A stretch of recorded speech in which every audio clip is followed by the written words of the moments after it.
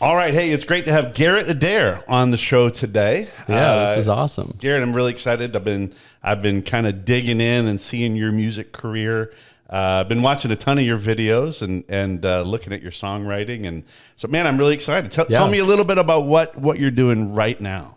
Well, I first want to shout out my wife because I wouldn't be on this podcast if it wasn't for her, because she graduated, I think, 2015. HCA graduate. Yeah. Yeah. Mm-hmm. So I'm glad to be here.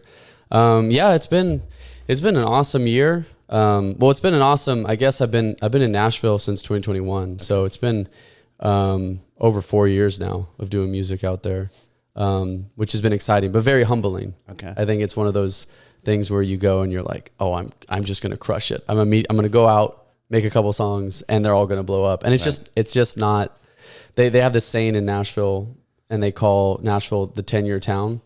And the reason, have you ever heard of that before? I have heard that. Yeah, where it's like, and have you ever heard the saying, every overnight success takes 10 years? Yeah. Kind of the same point is that you go to Nashville, and no matter your connections, no matter your talent is a bare minimum. Right. You go down to Broadway, and every single person singing is incredible. Yeah, like you're walking by those honky tonks, and you're thinking, good night. Every single one of these people should have a recording contract. Exactly. Yeah. Like talent is a bare minimum. And I think what it comes down to is finding your audience over time and finding who you are over time. My wife and I love Ella Langley, and there's this video on TikTok of her like back in 2018. And you're like, that's not her. There's no way that's her. And it took her, what was that, 7 years to find her look, her sound, or whatever, what she wanted to say. So that's kind of, I feel like it's so cool that you guys reached out to me in this timing, because I just released my first album after 4 years of putting 60 plus songs out on Spotify as singles. And the reason I finally felt confident enough is I felt like this was a body of work that was me. Like I didn't feel like I was trying to be anyone else. Right. I didn't feel like I was trying to prove something. I was just like, no, this is songs I wrote for, whether it's for God or my wife or family. And I'm proud of it, and that's it. So I'm gonna put it out. I love it. I'm gonna put a pin in Good Man, and we're gonna come back there. I promise. Yeah. No. But you did a shout out for your wife. Yes. That's got to be the biggest event that's taken place here very recently. Yeah. So you just got married. Yes. Yeah. 2 months ago, or almost 3 now. But yeah, we got married in Nashville. My grandparents moved to Nashville in 2010, and it's so crazy because I was telling someone in the lobby, I was like, if you would have told me, because I grew up in California, so I was like, if you would have told me at 18, back when I was living there, I'd be living in Tennessee, 2 miles down the road from my grandparents, and I married a girl from Georgia, I would have been like, no way. And so awesome. We got married in my grandparents' backyard, and it's so funny because there's this, I guess it's this Southern thing where you bury a bottle of bourbon a month before your wedding. And my wife. It's got to be Blanton's though, I think. It was Blanton's. Yeah. Well, I'm glad it was. Yeah. I didn't know it had to be. Yeah, it's got to be Blanton's. But Blanton's is like my favorite. Yeah. And so I told Alex, I was like, first off, I was like, I've never heard of this before, but I'm down. It sounds fun. And she's like, it's for good weather. And I was like, I said, let's be very clear. The only person that's the only being that's going to allow us to have good weather that day is God. Yeah. But honestly, I kind of believe in the whole ritual because it like thunderstormed the night before. And I'm like, that's good. That'll bring all the moisture out. Tomorrow will be great. And then woke up in the morning, it was still raining. And I was like, shoot, 2 PM, still sprinkling. And I was like, we're getting married 2 hours. And then right at that 4 o'clock, the sun came out and it was dry and it was 65. And I'm like, I kind of like today. So it was perfect. Yeah. Anyway. That's awesome. Very exciting. That's a big deal. That defines your whole life, you know? It's the biggest decision you'll ever make in this world other than your salvation, I think. Yeah. And my dad's always told me that. And my parents are happily married. So he's like, because I married your mother, or she married me, it led me down the path of my career and how I raised my kids and all this. So I couldn't find someone better, and it's probably just because of her Hebrew education, you know? That's right. Yeah, sure. we'll keep thinking that. Hey, you're 3 months in though. That's pretty great. Yeah. I'm 32 years in, and let's go. My parents are right around the same. It only gets better. It really and truly, like when you're lucky enough to be married to your best friend, it just life is just great. You know, waking up every morning with your best friend is just so fantastic. Cool. Yeah, I agree. I love that. Yeah. And that's what I've told, like I had a single buddy of mine, and I told him, I was like, life's going to get hard, but life's going to get mundane. And so you have to find someone you can like laugh and have fun with and be easy going with. It's not all the hopeless romantic in you wants maybe some fiery, crazy passion, which that's there. Right. Still but there. You still want to have those days where you can just sit on the couch and hang out. You want to have somebody that you don't just love, but you also really like. Yeah. Really like, you know, and I think that's so important. And I'm not sure I understood that when I first got married, you know, but I am fortunate that God brought us together, and I still feel that way today. So, all right, let's jump back into the music. So, I loved kind of reading through your bio and seeing some things. Guys craft their careers so differently today than they did 10 years ago. Yeah. So talk about a little bit of the idea of you putting music out online, you doing Spotify, like you doing some of these things. Tell us a little bit about what does that look like when you're crafting out a career in music today? It's a double-edged sword, because back 20, 30 years ago, you know, I'll tell this quick story. A guy that I worked with for a period of time in Nashville, he found Rascal Flatts in Printer's Alley. They weren't named Rascal Flatts. They were just a bunch of guys. Wow. And he helped them find the name, put them in a studio, picked the song, put the song on radio, and they blew up because they're amazing. Right. But they had a lot of artist development behind them. The artists today have all the tools. I mean, look at us right now. The only people that could have this type of setup is David Letterman in the 90s, right? Like we couldn't have podcasts. That's right. So I would say the analogy of podcast and music is so similar. And so there's so much. It's a great comparison. It's very synonymous, because anyone can start a podcast. Right. Anyone can. There's 100,000 tracks uploaded to Spotify every day. If that. Is it really? Yes. Okay. Which is crazy. Original tracks. Yes. 100,000. Now, I don't know the data on. There's a crazy data though of like 99% or 95% of those tracks get like less than 1,000 streams a year. So it's a lot of people that are just throwing their music out there because they want to try and give it a shot. So just same thing with podcasts. You know, I'm sure there's a million podcasts out there, but there's only so many, you know, top ones. And that's because I think a lot of it just comes with consistency. And I think that's the same thing with music. They say that now, when you think about your biggest pop stars nowadays, they're not overnight successes. They're still 5-10 year development, because I don't think there's as much of the gatekeeper situation anymore, where it's like, oh, we found this new talent. Sure. We're going to throw them on the radio. We're going to throw them on Letterman. We're going to throw them on, you know, Good Morning America, and they're going to blow up immediately. Cause like the Beatles with Beatlemania, they were kind of nothing before they went on Johnny Carson. And then that changed their trajectory overnight. In America, at least. And that's not the same anymore. Like virality is a daily thing. I mean, people have their moments every day on TikTok and Instagram. So the point I'm trying to make is that I think when it comes to what I've learned, and everything I say today is me, like you said in your marriage, you're like, I don't know if that's what I was looking for when I first got married, but I'm glad God put us together. I feel the same way about my music. I don't know if I'm doing the right thing. Like the thing I'm doing with this album, I don't know if it's the right thing to do, but I think that it's all about trial and error, and it's about being consistent. That's right. It's the whole, I've one of my friends in town that also puts out music. I said, remember when you were a kid and that age old question of, if a tree falls in the forest and no one's there to hear it, will it make a sound? That's music.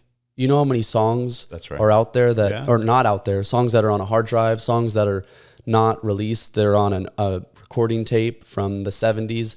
There's probably number one hits that have never been released because that artist didn't feel for some reason like they should release it. So I'm in the mindset of, I would rather put things out consistently, Because what if in 3 years, for some reason, this song I put out, now people love it, and it's going crazy on TikTok. I don't know. Or they find you for one song and then they discover 50 more. I mean, and you've got a lot online. And that's what's been cool. I've seen it even this year, like being on the road. Yeah. I only have, my set was only 4 or 5 songs. So I played 4 or 5 songs. I got 60 on Spotify. So what would happen is people would hear one song on the stage, but then they would message me and they go, well, I found this song through your catalog after. So you're really building something. You're building equity in your project. And the cool thing is there's no expiration date. It's there forever. That's right.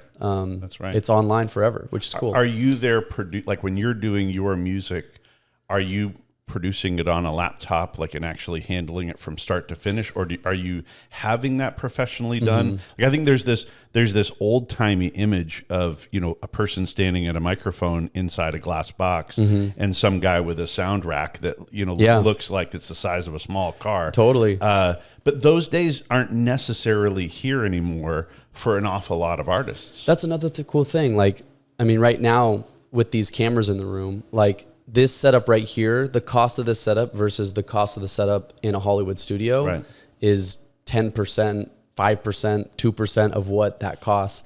So the same thing with music. So for me, some of my songs, there's a song that I have called Ciao Bella, and we sample the Ciao Bella. It's like this old time song. Yeah, you know that song? I do, yeah.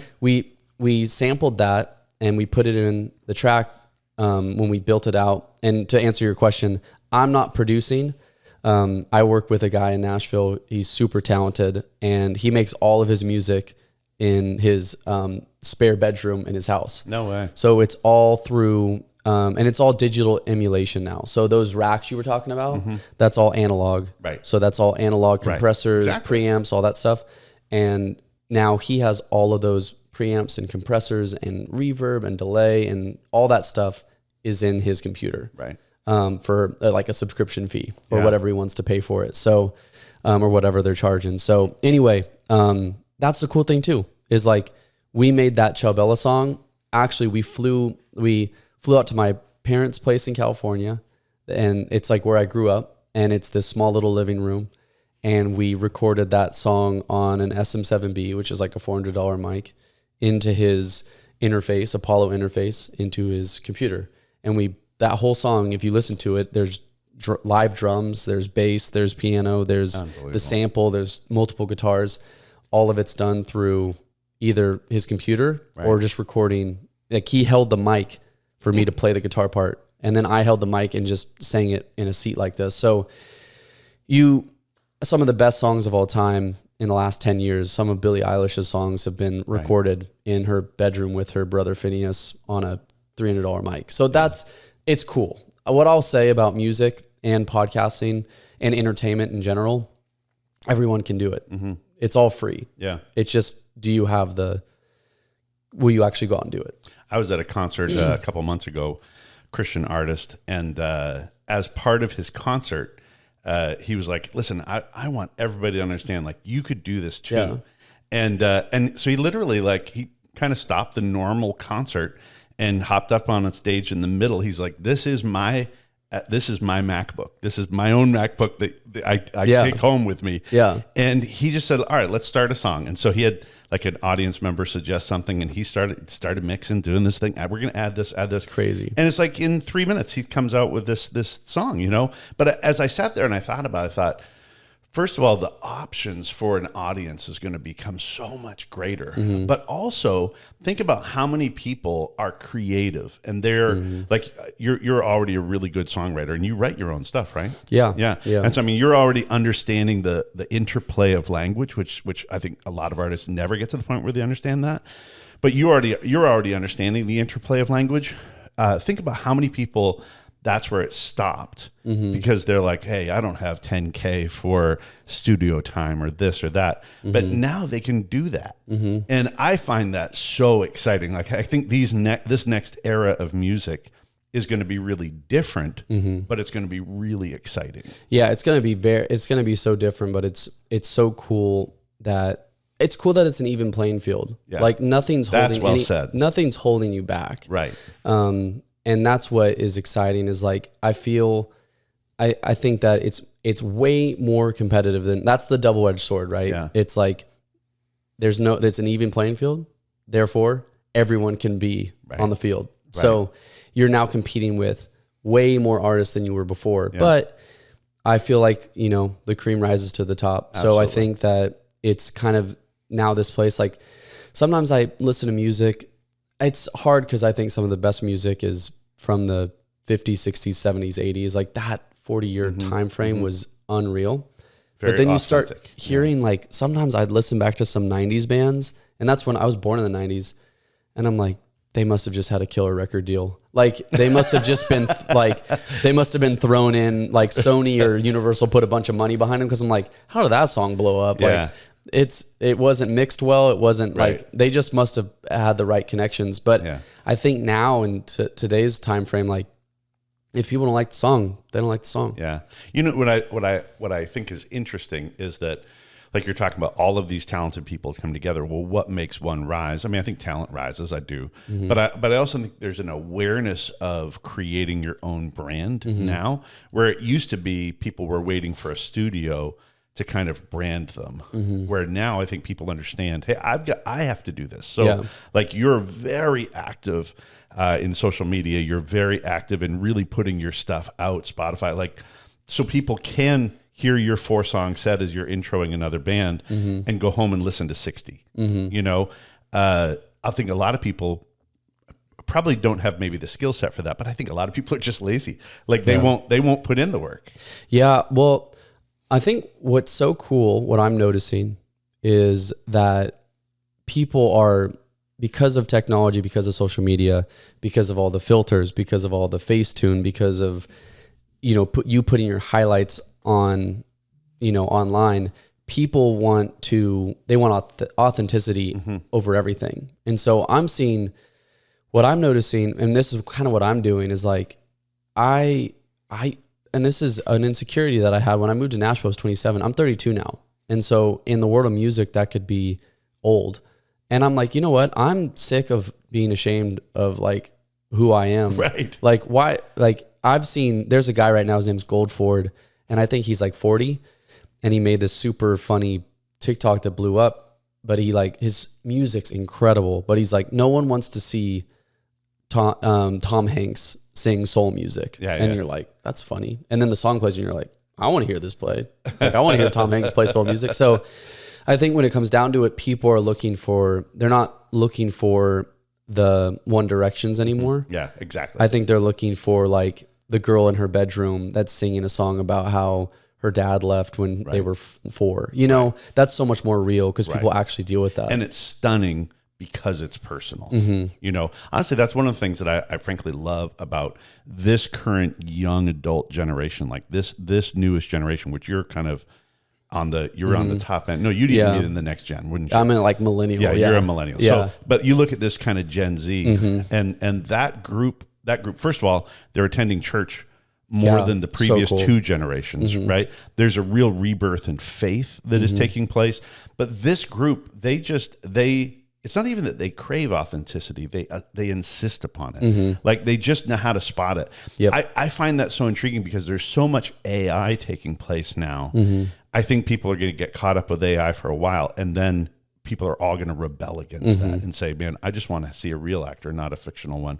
And I want to hear real music. It's actually happening right now. Yeah, no, it is. It's crazy. There's a specific example. The song's called Run It. Okay. And this guy I think he used like an AI music tool to create this song, and it's blowing up on TikTok.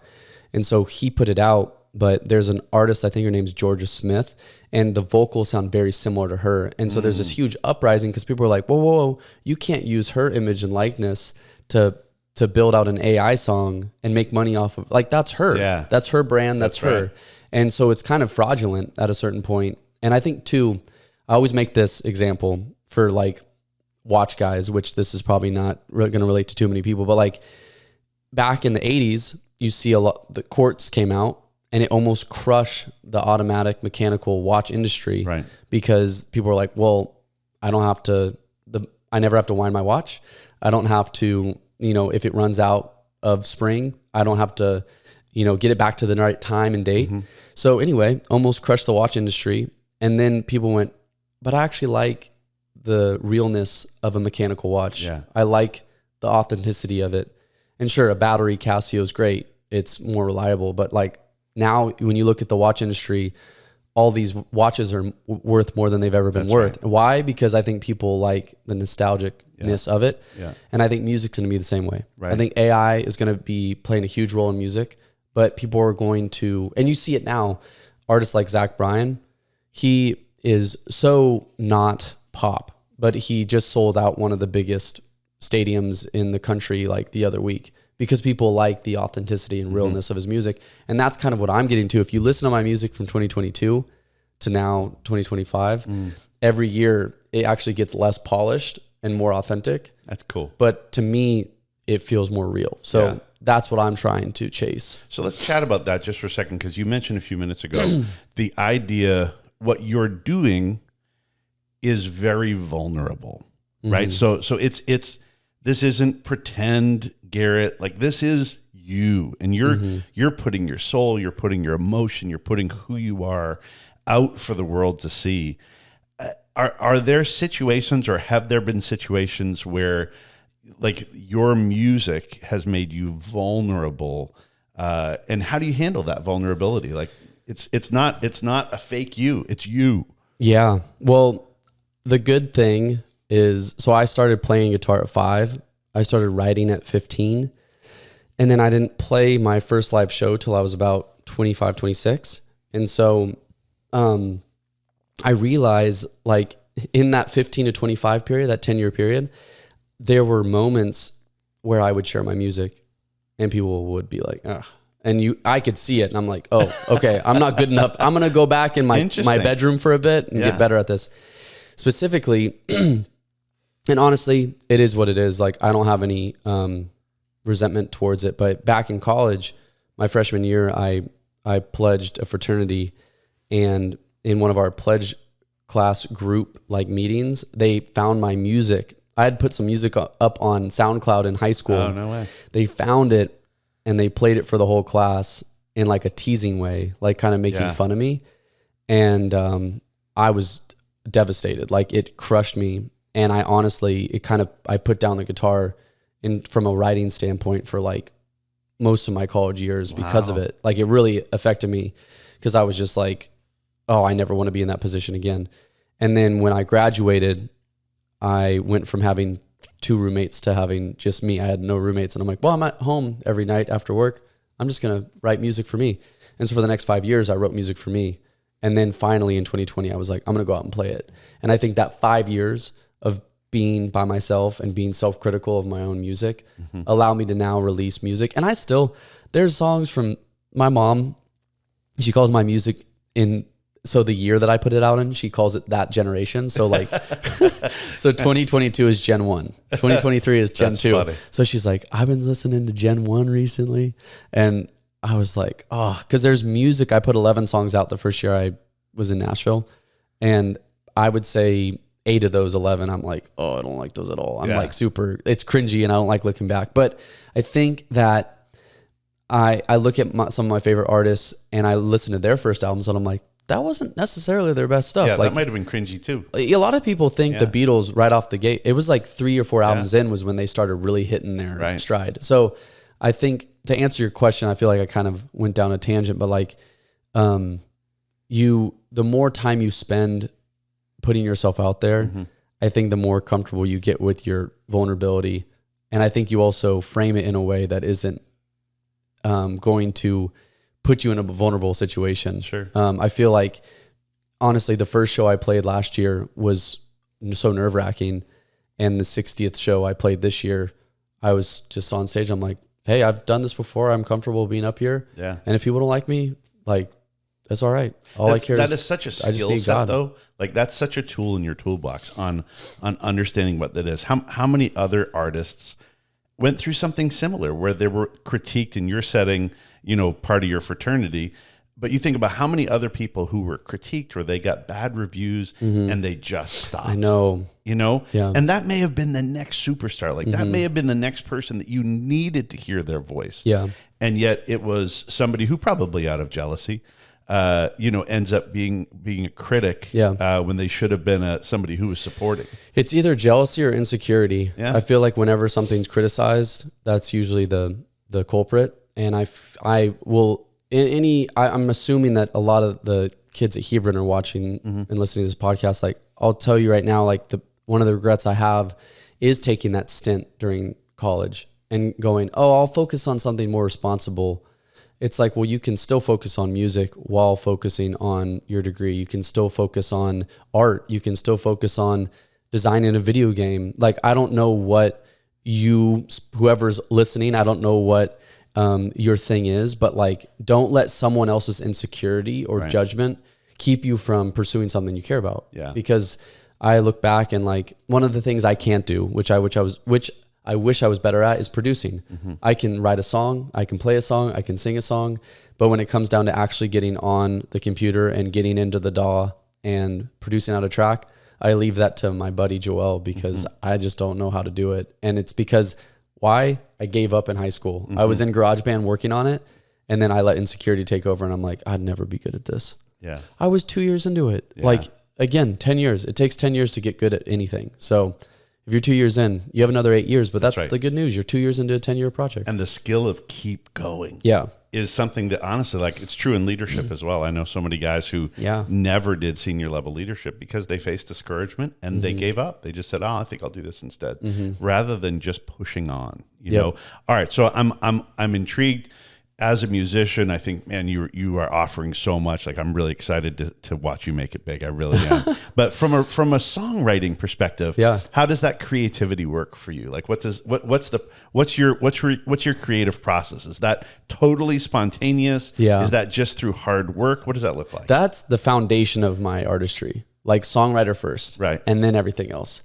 Because when I was in high school, it was always about something I had to get out of my system. It was like my diary. And so I would say, people always ask, like, how do you write a song? First off, anyone can write a song. I've written songs with, like, I'll be in a room. I was in a room with my cousin a couple years ago, and he's like, I want to write a song.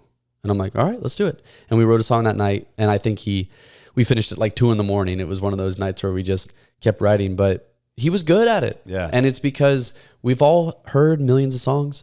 So you have that internal melody in your head. You don't know until you practice it. Right. So I would say, like, this, actually, funny enough, this morning, it's so funny that your name is James Taylor, because he's one of my idols. Not a singer, by the way, here, but he is literally a top 3 idol he really? for me. That's it's awesome. Like Ed Sheeran, John Mayer, James Taylor. 3 guys that, like, I give credit to in terms of my influence. Great songwriter too. Great storyteller. Right?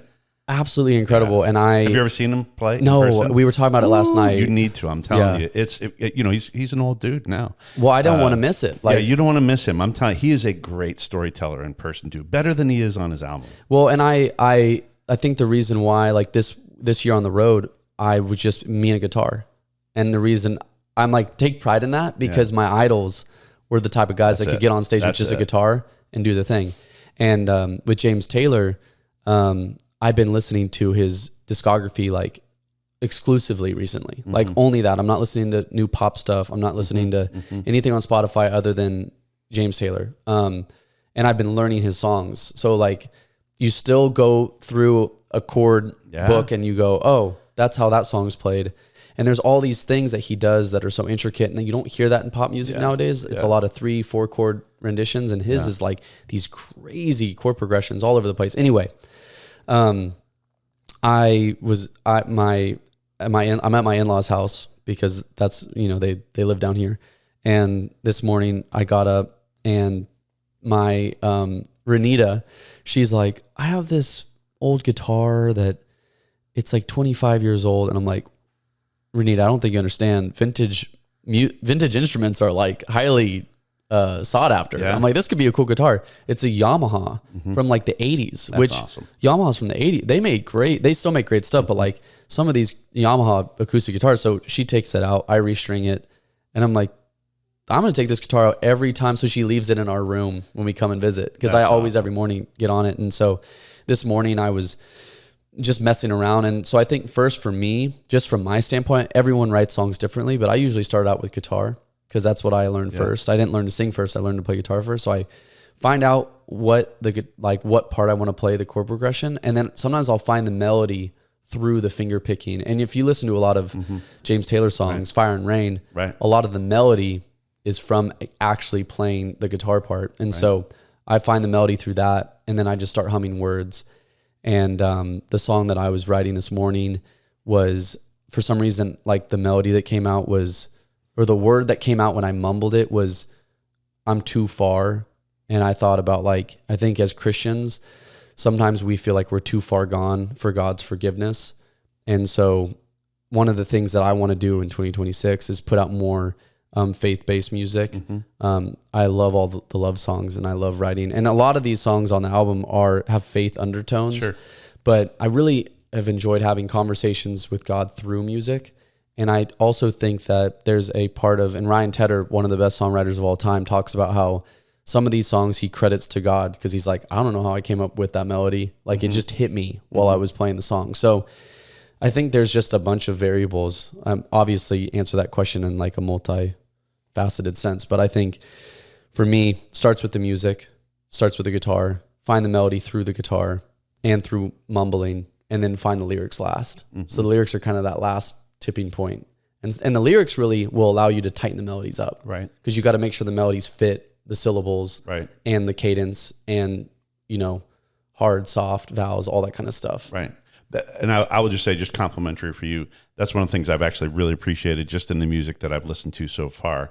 Like you already hit on that one phrase, I'm too far, right? Like to recognize there are just certain themes that work. Like they're just, when they come out, that it works. I like seeing how somebody knows how to add music to that, add a melody to that, but recognizing just the power of lyrics are so strong. And really, honestly, James Taylor is such a great example of that. I mean, Mexico, I listened to that song on repeat this whole week. Yeah. Like just every song is just, it just tells this whole story, and you can see this human progression in that. And you definitely need to see him for sure. He's still, his voice is a little bit hoarse now, but his skill on the guitar is still mind blowing. Yeah. Right. And I've always thought like brilliance is best expressed through simplicity. And that's where you look at him and he's like, you're looking at what he's doing, and anybody who plays guitar is saying, I think that's simple. And then you recognize it's completely he makes not, it look simple because the tonality that he's using is so different, you know? Hey, you're talking about songwriters, and I don't know, you live in Nashville. So it's like, I grew up in Canada, so people say, oh, do you know this guy? I'm like, do you know that Canada is larger than the U.S.? But it's funny. Yeah, for sure. So I am going to do that, but I'm sorry. Man, one songwriter that I have just been absolutely like, man, she's just on my songs all the time. Have you ever seen Rian? R-I-A-N. Nashville kid. I feel like I've heard that name before. She's writing for so many other people right now. And she doesn't do concerts. She doesn't do it. Like I keep waiting for. I keep telling my wife. Does she have any music out for herself? Yeah, she does. Okay, she's got a ton. But what's nice is she's like real jazzy, and she's using a lot of. She's a Christian artist. Yeah, using a lot of like old school theological imagery, but doing it in like jazz club. That's cool. And you'll have to pull her up. You'd really like her. She's a great wordsmith, though. That's what's so cool is like every person is, God makes them as an individual. Like every single person is different. So for her, she likes, like, she doesn't want to read the NIV. Right. She wants to read the King James. And then she also grew up on jazz. Yeah. So like that's her thing. And I had this, like everyone's different. I heard her sing, and I had this vision of like a, 40-year-old mom, who's been through life a little bit, and she's young. Yeah. And anyway, she's such a wordsmith. I've been kind of caught up with her recently, Yeah. So what's next? What does it like? Tell me about the tour you're on now. You're opening for a number of different people, right? Yeah. I opened up for 3 amazing artists this year. Jamie Miller, he's out of the UK, but he was touring the States. His voice is like an angel. And then Mark Sibilia, and he's from Buffalo, New York, but he is Nashville-based. And he is a great story. Like, he didn't really make it till the last 2 years, and I think he's late 30s. Like, and he has this one song called, I think it's called It's Halfway There. And it's like, it's a 10-year town. It's been 20 years now. So he's been in it for 20 years. And he was great to be on the road with, because it showed me being resilient in your craft and showing that hard work does pay off, and consistency, because he could have given up. That's right. He's 10 times more talented than I am. He knows how to play multiple instruments. I play guitar. I'm trying to learn piano right now, but like, guitar is my thing. And then lastly, Matt Carney. Matt Carney was like, I grew up on him in like high school. He kind of blew up. And so what was kind of cool was it just was this moment where like I was backstage about to go on stage for his audience. And I'm like, man, like younger Garrett has got to be going. Like, I wish I could go back to him right now and be like, one day you'll be on the same stage as Matt Carney, like awesome. Opening up for him. That's awesome. So it's been a true blessing. I did 50 shows this year, 10 shows last year. So I've done like 60 in my career. I didn't really get to start opening up till last year. And then I kind of realized, like, the thing is, as of right now, I'm at this place where, first off, just got married. So I don't want to be on the road. Sure. Absolutely. It's 9 months a year. Some artists want to do that, but I don't necessarily want to do that. And there's independent artists out there. The cool thing is I'm independent. So all of my masters I own, a lot of the publishing I own. And so any type of residual royalties from streaming, if I get any sync placements, which would be in like a movie or TV series or commercial, I get that too. Like, I'm not tied down to a record label. So I'm at this point now where I'm like, do I want to try and find a way to have different types of revenue streams? This is more like on the business side of things, but like, do I want to find a way to where I can still be home for my kids one day when we start a family, God willing, and also just be home for my wife and not be on the road all the time. So I'm trying to kind of manage that. And part of that is through this vinyl project that I'm doing right now. This looks very cool. I feel like we're at a tipping point in society right now where everything is so readily available, everything's so digital, that I wanted to do something. 6 of the songs on this 12-song album are not going to be released online. They're only going to be on this vinyl, or there's this like postcard that I put in it, and it has 3 QR codes. One is the master files, so you can listen to the songs digitally, but on a private streaming platform. One is have it upside down. One is the voice memos. So me playing these songs in my bedroom, just one take, me and a guitar. Because a lot of people on the road were like, we like when it's just you and acoustic. So I'm like, cool, I'll just film it on my iPhone and put it on a link. That's great. And then the last one is commentary. So I get to tell you like a little 2-3 minutes. I love that. But I surprised 300 of my fans. I texted them 3 months ago, emailed like a marketing software, and was like, hey, if you fill out this form, I'll send you something in the mail. No questions asked. And 300 of them out of the total people I have in that database decided to sign up. And I shipped it to them this last week. But the cool thing is now a lot of people are like, how do I buy this? Yeah. Because they're starting to realize like, oh, he's giving us something that no one else will have access to. Like, you get this vinyl, and only the people that have this vinyl have access to the full 12 songs. And I think that I'm getting to this point where I'm like, I would rather be, and I ran a supplement business before I did music. And one of our mentors told us, when you're selling to your customers, we were in retail. So they're like, don't be a mile wide and an inch deep, meaning don't be in 10,000 stores and only sell a unit every month. Right. Be in 1,000 stores and sell 10 units a week. And so, and when you nurture your pipeline, it'll be a lot more, your fans, your customers, whatever, will be a lot more directly applicable to music. Yeah. Yes. And so I felt the same way, where I'm like, why am I focusing? And it kind of goes back to the Bible, where it's like, you know, Jesus left the 99 to focus on the one. I truly think that's our key verse for our Lions Learning Academy, by the way. Is it? Our special needs school. That's our key verse. Yeah. So, and I really think that is applicable in, my father-in-law runs a door hardware company that he started from scratch in the early 2000s. And we had this conversation, and he said, I focus on my customers and treat them like family, and they never leave me. That's right. And So he's not in every single Home Depot, but because he focuses on those key customers, they love him to death and they'll never leave. And so I thought about that with my music, and I'm like, I have hundreds of fans, maybe thousands, that like would come to a show. And instead of trying to find the next viral TikTok trend and get out to millions, how about I just focus on them for a bit and see where that leads me? Like, let me leave the 99 and focus on the one and see if that, you know, will lead me down the path God has planned for me. So that's kind of what this project is for me. I can't wait to hear it. Yeah. Tell me a little bit about the wrestling match. We've referenced it a couple of times in here. An artist who is a Christian versus a Christian artist. Tell me about that battle. Yeah. I mean, for me, it's kind of been, I think it's been a blessing, because on the road, at these shows, and the first tour I went on was like 10, 12 shows with a band called Shepherd. And every night I said, I wanted to like bring Jesus up somehow in the set, and I didn't. I was afraid, to be honest. I was like, what if they don't like what I have to say? And then when I got on my next tour with Jamie, I said, no. Like, God brought me here. Why would I ever be ashamed to bring his name up? And so from Jamie to Matt, those next 50 shows, I brought him up every night at the end of my set. And I will tell you, I never had one person come up to me and say that they were mad I brought it up. Right. I had so many people after the show come up to me and say, I needed that God wink tonight. I needed that. I have been going through this week.